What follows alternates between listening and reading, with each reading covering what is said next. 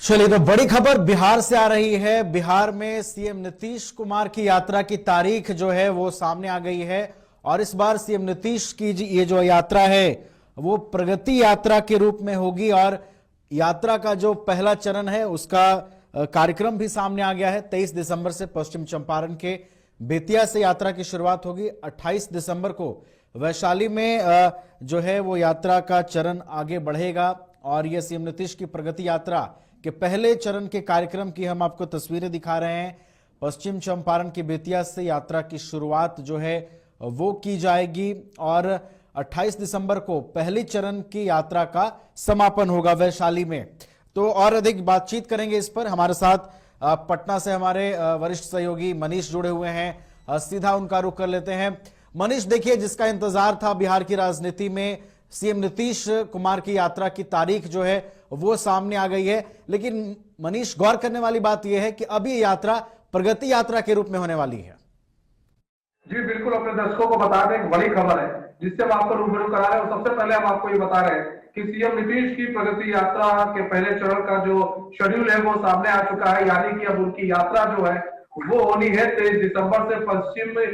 चंपारण के बेतिया से यात्रा की शुरुआत करेंगे। 28 दिसंबर को वैशाली में पहले चरण की यात्रा का समापन होगा। तो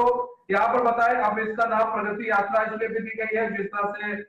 यात्रा का नाम पहले महिला सम्मान यात्रा दी गई थी, उसके बाद काफी विवाद हुआ। विवाद के बाद यात्रा का नाम थोड़ा बदला है और ऐसा नहीं कि उसको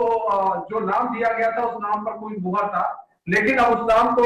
बदलकर प्रगति यात्रा किया गया, क्योंकि बीच में जिस तरह से लालू प्रसाद यादव ने बयान दिया, फिर कई विपक्षी पार्टियों ने बयान दिया, तो उसको देखते हुए यात्रा का नाम थोड़ा बदला। शेड्यूल बता दें आपको, 23 तारीख को बेतिया और 24 को मोतिहारी, 26 को शिवहर सीतामढ़ी, 27 को मुजफ्फरपुर और 28 को वैशाली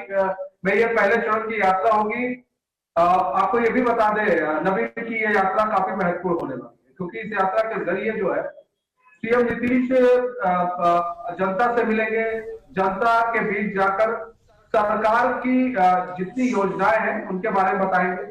केंद्र सरकार की योजनाओं के बारे में बताएंगे। इस यात्रा के जरिए भी बताया जाएगा कि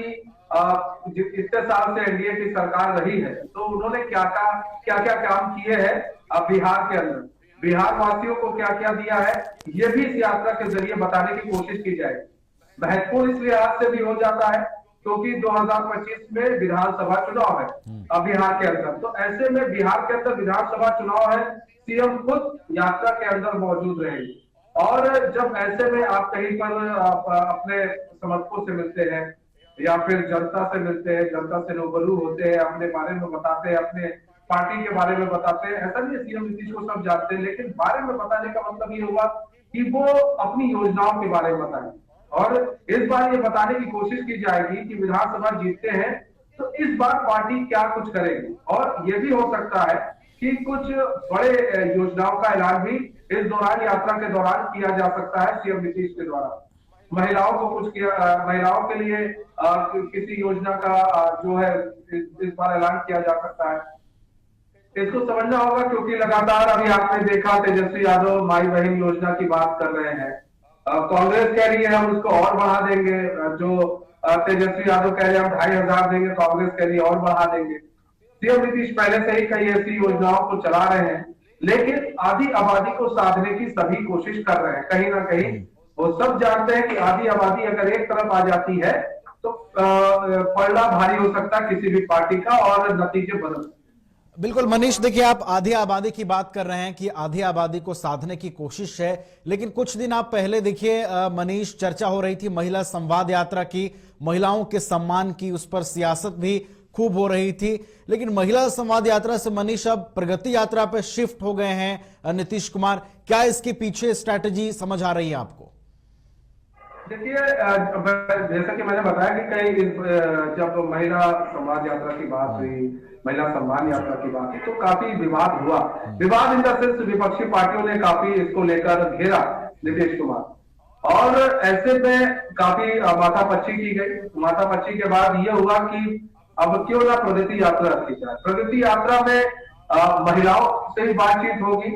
प्रगति यात्रा के जरिए पुरुषों से भी बातचीत होगी, प्रगति यात्रा के जरिए युवाओं से भी बातचीत होगी, प्रगति यात्रा के जरिए जो फर्स्ट टाइम वोटर्स है उनसे भी बातचीत होगी कि आप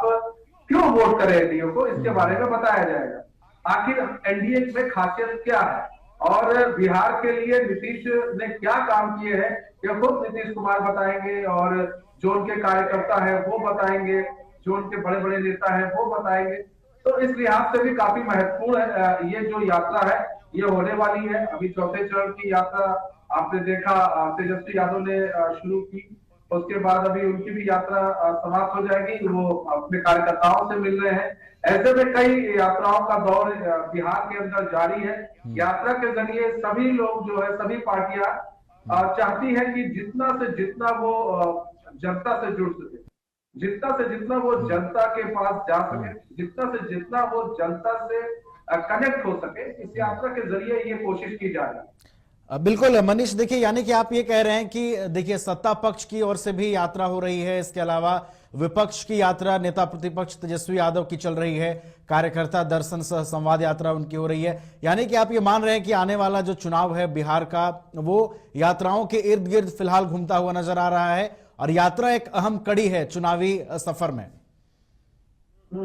यात्रा देखिए बिल्कुल एक अहम कड़ी है और होगी क्यों ना, क्योंकि 2025 का जो चुनाव होने वाला है बिहार के अंदर विधानसभा चुनाव, इसे कोई भी पार्टी हल्के में नहीं ले रही। आपने देखा झारखंड में क्या हुआ, महाराष्ट्र में क्या हुआ, आपने सब देखा कि झारखंड में बीजेपी को बैकफुट पर आना पड़ा, बीजेपी हार गई, महाराष्ट्र में सरकार फिर से एक बार सत्ता में आ गई बीजेपी की, एनडीए की। तो कहीं ना कहीं यात्रा के जरिए जो है जो आम पब्लिक है उसे साधने की कोशिश की जा रही है और ये जरूरी भी, क्योंकि आप आम पब्लिक के बीच में जाएंगे तो आम पब्लिक आपको बताएगी कि उसे चाहिए क्या, उसे वो कहां पर सरकार गलत कर रही है, कहां पर कोई चीज लैक हो रहा है, कहां पर कुछ कमियां है हो रही है, वो सरकार को बताएंगे। विपक्षी पार्टियां भी जा रही है तो विपक्षी पार्टी को भी लोग बता रहे हैं, तो ऐसे सरकार को भी कमियों के बारे में अपने पता चले कि भाई अगर जिस रोड से हम यात्रा लेकर जा रहे हैं वो रोड अच्छी है, जहां पर हम यात्रा कर रहे हैं वहां पर मूलभूत सुविधाएं वहां के लोगों को मिल रही है, जहां पर वो यात्रा कर रहे हैं कि वहां के लोगों को सरकारी योजनाओं का लाभ मिल रहा है। ये सारी चीजें जब यात्रा के जरिए नीतीश कुमार जान पाएंगे और उसके बाद अगर उनको लगेगा तो हो सकता है कुछ बड़ी घोषणा भी कर सकते हैं। भाई उन्हें लगेगा कि कुछ ऐसी योजना की जरूरत है, उसे लाना चाहिए तो ला सकते हैं। महिलाओं के उत्थान के लिए, महिलाओं के विकास के लिए उनको लगेगा कि और भी जरूरत है, और भी किसी चीज की जरूरत है, और भी योजनाओं की जरूरत है, वो कर सकते हैं। तो कहीं ना कहीं नीतीश कुमार हो चाहे विपक्षी पार्टी हो, यात्रा के जरिए उनका बस एक ही मकसद है कि जनता से एकदम उनसे कनेक्ट होना और उनके विचार को जानना और फिर उस हिसाब से काम। चलिए ठीक है, तो यात्राओं के जरिए जनता को साधने की कोशिश हो रही है और चुनावी जमीन भी तैयार करने की कोशिश दोनों ही ओर से की जा रही है। एक और नेता प्रतिपक्ष तेजस्वी यादव कार्यकर्ता दर्शन सह संवाद यात्रा पर हैं, तो वहीं सीएम नीतीश की भी अब यात्रा प्रगति यात्रा के रूप में शुरू होगी, जनता के बीच वो जाएंगे, एनडीए सरकार के कार्यों को वो लोगों के बीच रखेंगे और आगामी चुनावों को लेकर जनता को भी साधने की कोशिश दोनों ही ओर से की जाएगी। बहुत बहुत धन्यवाद मनीष आपका हमारे साथ जुड़ने के लिए, तमाम जानकारियों के लिए। तो यात्रा की हम आपको जानकारी दे रहे थे, सीएम नीतीश कुमार की यात्रा की तारीख सामने आ गई है। प्रगति यात्रा के रूप में अब जो है नीतीश कुमार बिहार के मुख्यमंत्री वो लोगों के बीच जाएंगे और एनडीए के जो मुद्दे हैं, एनडीए का जो मिशन है उसको जनता के बीच रखते नजर आएंगे।